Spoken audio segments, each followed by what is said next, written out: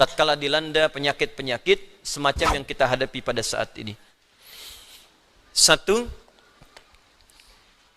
jika kita tidak tertimpa dengan penyakitnya, tapi khawatir itu hadir di lingkungan kita, maka diajarkan doa oleh Al-Quran terkait doa yang pernah dibacakan Nabi Ibrahim alaihissalam. Salah satunya terdapat di Quran surah ke-26 Asy-Syu'ara ayat ke-80. Wa idza maridtu fahuwa yashfin. Wa idza maridtu fahuwa yashfin. Singkat, padat. Wa idza maridtu fahuwa yashfin. Kalaupun aku sakit, apapun penyakitnya, pasti Allah akan menyembuhkan. Saya ulang ya. Wa idza maridtu fahuwa yashfin. Kalaupun aku ditimpa penyakit, apapun penyakitnya, pasti Allah sembuhkan. Ini bentuknya fi'il madhi, tapi maknanya mudhari'. Das ya? Kalaupun aku sakit, wa idza kalau ketemu fi'il madhi, maknanya mudhari'. Sebaliknya, mudhari ketemu dengan iz, maknanya madhi. Iz yaqulu iz, ya, iz misalnya, iz bertemu dengan fi'il mudhari, maknanya madhi. Tapi kalau fi'il madhi bertemu dengan idza, ya, itu maknanya mudhari, akan, belum kejadian. Ya, belum kejadian. Jadi kalau Anda khawatir dengan hal-hal demikian, kata Al-Quran, tetap optimis. Tetap semangat. Ya, jadi kalau ada penyakit, ada apapun di sekitaran kita, jangan sampai berhenti beraktivitas. Kalau menjadi epidemi, jadi wabah, kata Nabi, lakukan karantina. Benar yang dikerjakan sekarang. Yang sakit jangan datang ke tempat-tempat perkumpulan, jangan keluar dari wilayah, kata Nabi, tinggal di situ. Yang tak sakit jangan berkunjung ke situ. Nah, itu perintah yang Nabi sampaikan ketika menjadi kepala negara. Maka kalau sekarang kepala negara atau lewat kementerian menginformasikan, jangan dulu orang asing masuk ke sini. Atau yang kena penyakit jangan berbaur. Nah, itu bagus, kita ikuti. Ikuti. Sekarang DMI, Dewan Masjid Indonesia, memberikan pengumuman, ada 6 poin di situ. Kita ikuti dengan baik. Ya, jadi kalau yang sedang sakit, sedang flu, batuk-batuk dan sebagainya, dirasakan bisa menular misalnya, maka tinggal di rumah. Sholat. Ya, jangan berbaur dulu, khawatir menular. Itu standar dalam hadis Nabi. Itu biasa. Tapi kalaupun Anda misalnya berhadapan dengan orang-orang dan belum tahu bagaimana penyebarannya, tindakan preventif penting, silakan. Mau pakai masker yang lain. Tapi keyakinan perlu dibangun. Kata Allah, wa idza maridtu fahuwa yashfin. Yakin. Ingat, ajal tidak terkait dengan penyakit. Ajal itu terkait dengan maut. Ingat baik-baik. Ajal terkait dengan maut, bukan dengan penyakit. Ya, belum tentu Anda ditimpa penyakit langsung meninggal, belum tentu. Karena banyak orang sehat pun wafat seketika. Jadi gak ada kaitan penyakit dengan kematian. Ingat ya, kematian terkait dengan ajal. Quran surah ke-7 ayat 34. Walikulli ummatin ajal. Setiap umat ada batas waktu hidupnya. Fa idza jaa ajaluha la yastakhiruna sa'atan wa la yastaqdimun. Kalau sudah tiba ajalnya, maka tak bisa Anda mohon dimajukan, tak bisa pun dimundurkan. Nah, ayat ini ingin mengatakan, sudah kalau mau itu urusan Allah. Mau dengan kematian, mau dengan maaf, mau dengan penyakit, mau dengan yang lainnya, kalau tiba ajal yang meninggal. Kalau belum tiba, ya nggak akan wafat. Makanya nggak usah terpikir bunuh diri, nggak ada kerjaan. Ya. Minum baygon misalnya 1 kontainer, ya kalau belum tiba ajalnya nggak akan wafat. Ya, jelas ya. Dan kalaupun sedang sakit, jangan dikait-kaitkan dengan kematian. Mungkin yang nengok meninggal duluan. Bisa jadi begitu. Atau dokter yang mengobati, wafat duluan. Mungkin terjadi. Karena itu kalaupun Anda kemudian, misal ada vonis dari dokter, Anda terkena, Anda suspek, Anda macam-macam. Tidak. Jangan simpulkan dengan hal-hal yang kecil dulu. Ketika Anda simpulkan, dekatkan dengan kematian, justru itu akan menurunkan imun Anda, sehingga kekebalan tubuh itu semakin menurun. Kuatkan. Ya, wa idza maridtu fahuwa yashfin. Kalaupun saya sakit, Allah pasti akan sembuhkan. Tapi jaga diri baik-baik dengan hal-hal yang tadi diisyaratkan. Yang kedua, kalau Anda terkena penyakitnya dan divonis menjadi bagian dari ahli penyakit itu, misal yang sekarang terkena misalnya kena corona atau kena yang lain, kena cancer, kena macam-macam, maka Allah ajarkan zikir yang selanjutnya yang bisa Anda bacakan, tapi tolong dibacakan dengan penuh keikhlasan dan permohonan kuat kepada Allah Subhanahu wa taala. Saya akan gabungkan 3 surah sekaligus. Insya Allah kalau Anda bacakan dengan benar, di situ ada janji dari Allah, seperti Allah janjikan kepada Nabi Ayub, penyakit apapun selain kematian, Allah akan berkenan menyembuhkannya. Pertama, Saya urutkan dulu dari urutan ayatnya. Quran surah ke-17. Quran surah 17 Al-Isra. Ayat 82. Sudah? Ayat 82.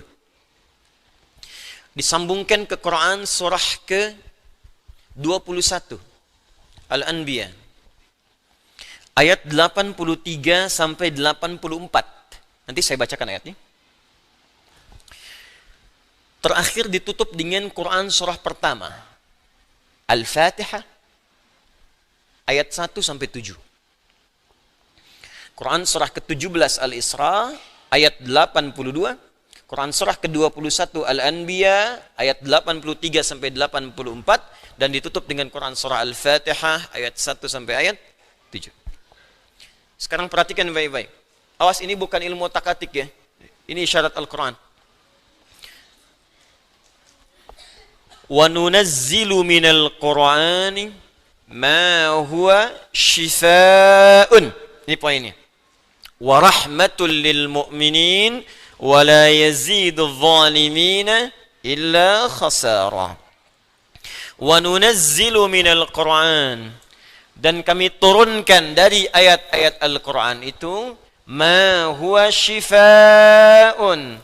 Ada yang bisa menjadi syifa. Apa itu syifa? Obat. Apa itu obat? Syifa. Ibu syifa, ibu obat. Baik. Obat penawar itu ada dua nama. Seperti penyakit pun ada dua nama. Satu, obat bagi penyakit fisik yang standar. Disebut dawa namanya. Dawaun. Penyakitnya daun, obatnya dawaun. Ya, ada riwayat mengatakan likulli da'in dawaun. Setiap penyakit pasti ada obatnya. Kecuali kematian. Ya, kecuali kematian. Selain kematian, kata Nabi ada obatnya. Ya, kalau kita mau kreatif, kita dapatkan analisis, dapatkan hadis. Ya, likulli da'in dawaun. Da itu penyakit fisik. Ya, pusing, sakit perut, sakit gigi, macam-macam. Kata Nabi, Anda kreatif, dapat obatnya. Obat untuk fisik ini disebut dawa namanya. Ada yang kedua, disebut dengan maradun. Maradun. Marad itu lebih kepada penyakit hati. Penyakit jiwa, roh. Ini. Quran surah kedua Al-Baqarah ayat 10. Fi qulubihim marad fazadahumullahu marada. Ada orang-orang munafik yang kena penyakit. Fisiknya sehat, kuat, ke masjid nomor 1, saf pertama dia. Cuma di hatinya ada penyakit. Ya, masuk masjid nyanjung Nabi, keluar masjid mencela Nabi. Nah, itu penyakit, hati-hati.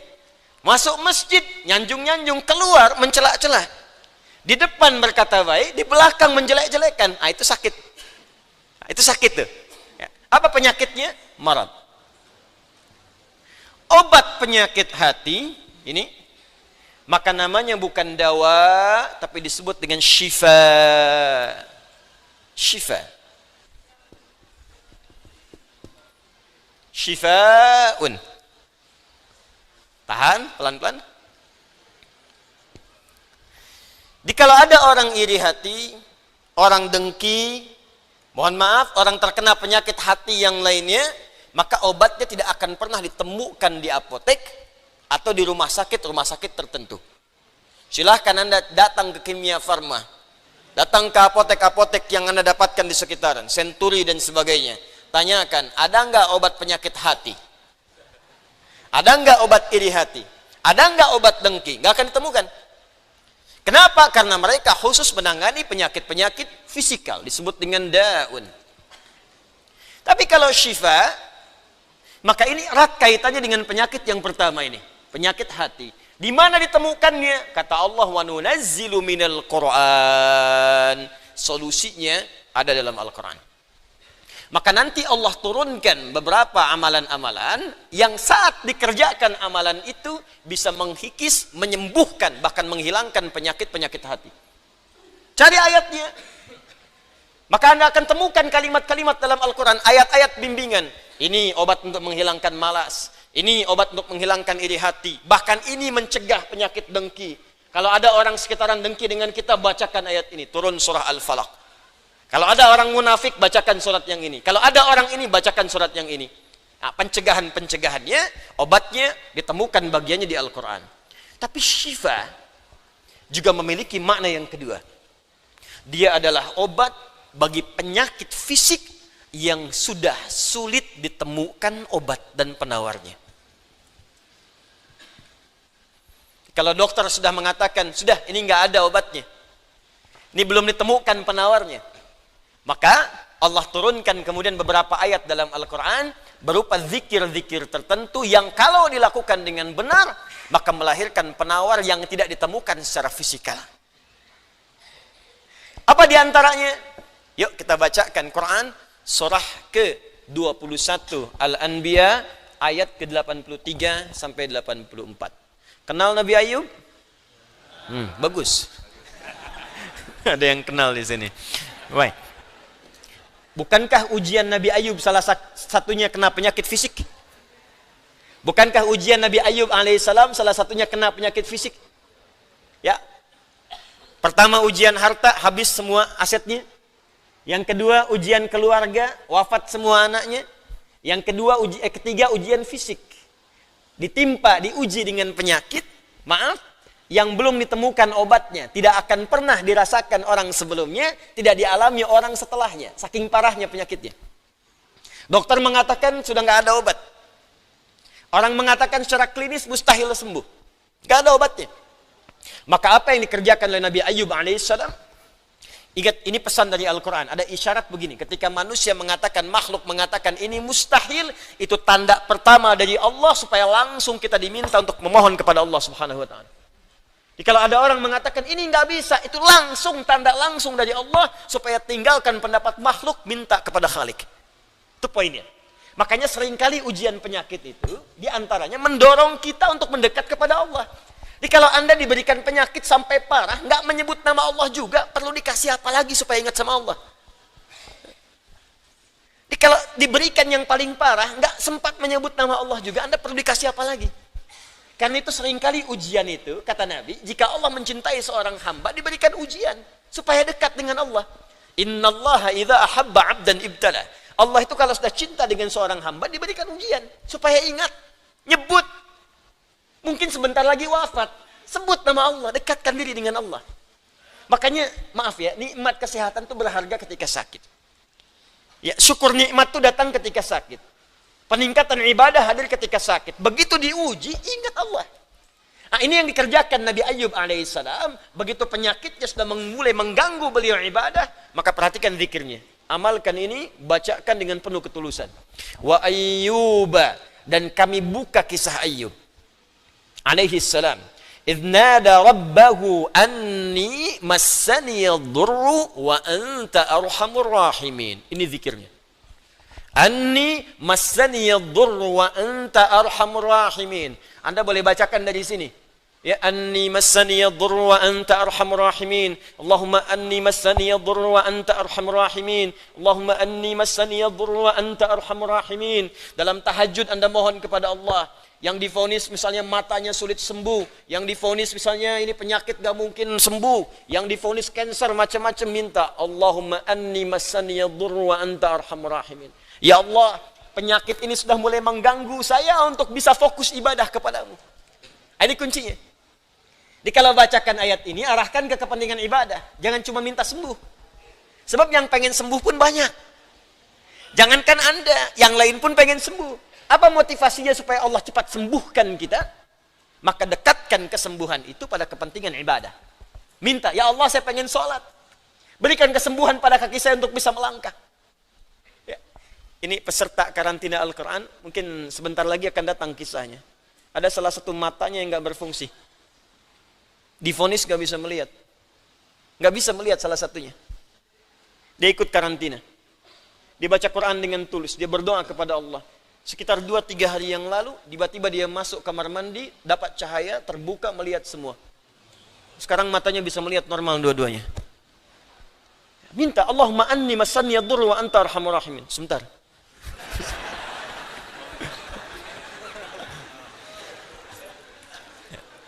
Ya Allah, ini penyakit sudah mulai mengganggu saya untuk ibadah. Saya pengen ke masjid ya Allah. Saya pengen Jumatan. Saya pengen jamaah ya Allah. Cuman karena ini saya nggak bisa lagi jamaah. Bukankah engkau menyukai hambamu yang jamaah ya Allah? Bukankah engkau menyukai hambamu yang sholat bersama ya Allah? Bukankah engkau menyukai zikir ya Allah yang kau dengar setiap waktu ya Allah?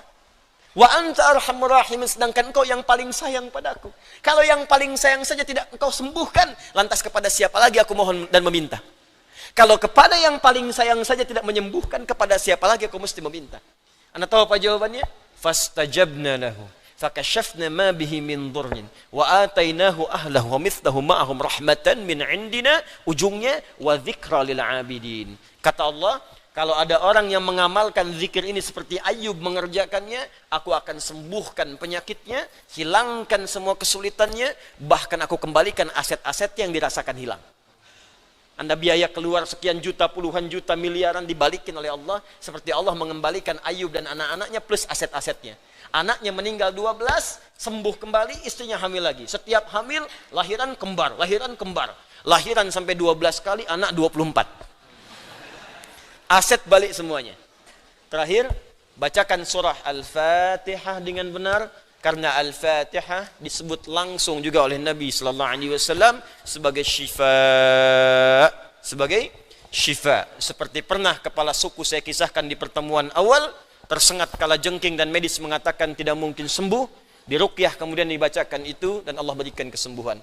Wallahu a'lam bissawab. Ini bagian dari ikhtiar roh, bukan bagian dari pendekatan-pendekatan obat fisik.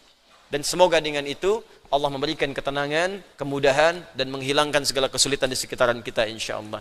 Ini sebagai respon dari beberapa saudara-saudari kita yang meminta penguatan dan doa. Sekali lagi kita doakan, semoga Allah meringankan semua apa yang kita hadapi saat ini. Allah